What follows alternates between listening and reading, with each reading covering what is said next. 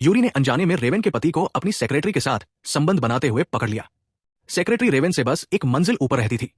वो अक्सर यूरी की मां के पास खाना बनाना सीखने आती थी और शायद शेख ही बघारती थी कि उसके प्रेमी को उसका बनाया खाना बहुत पसंद है। ये सुनकर यूरी को रेवेन के लिए बस दिल का दर्द ही महसूस हुआ।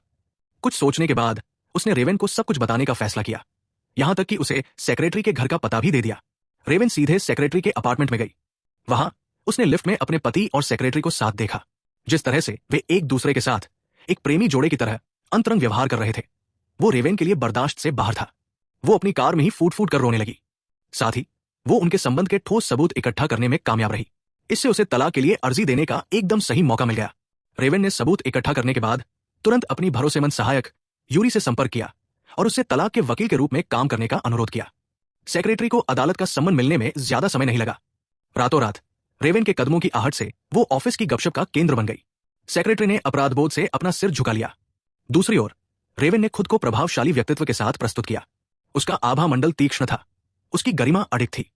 सेक्रेटरी उसकी आंखों में देख भी नहीं पा रही थी, लेकिन रेवेन ने उसे नौकरी से नहीं निकाला। वो सेक्रेटरी को अपनी आंखों से अपने पतन का सामना करते देखना चाहती थी। हालांकि सेक्रेटरी को कोई पछतावा नहीं था। उसने व्यंग्यात्मक लहजे में कहा, तुम्हारा पति मुझसे प्यार करता है, तुमसे नहीं। रेवेन ने तुरंत उसकी बात बीच में ही रोक दी, उसे चेतावनी देते हुए कि उसे इतनी बेशर्मी से कुछ कहने का कोई अधिकार नहीं है।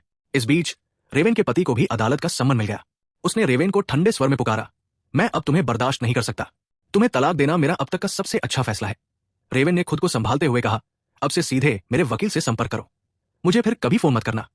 जैसे ही उसने फोन रखा, उसका पूरा शरीर कांप उठा। उसके चेहरे पर आंसू बहने लगे। अपने बच्चे की कस्ती की लड़ाई में उसके पति ने कोई कसर नहीं छोड़ी।